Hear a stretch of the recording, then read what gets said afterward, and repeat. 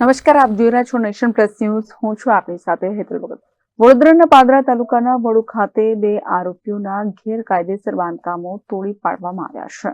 વડોદરાના પાદરા તાલુકાના વડુ ખાતે 2 આરોપીઓના ગેરકાયદેસર બાંધકામો તોડી પાડવામાં આવ્યા છે, જેમાં અસામાજિક તત્વો સામે કાર્યવાહી હાથ ધરવામાં આવી છે, જેમાં નાર્કોટિક્સના અસંખ્ય ગુનાના આરોપીના ગેરકાયદેસર બાંધકામો ઉપર બુલડોઝર ફરી વળ્યું છે. આ આરોપીમાં સલીમ ઉર્ફે સલામત અલી સૈયદ સામે નાર્કોટિક્સ ડ્રગ્સના 6 જેટલા ગુના નોંધાયા છે.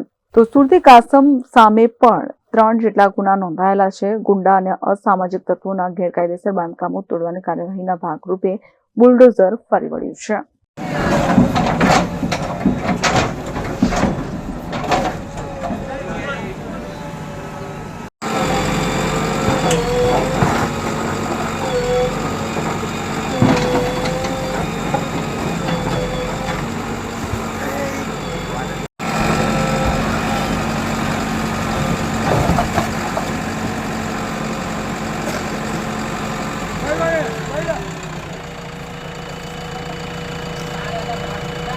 Bureau report, nation plus news, Gandhinagar.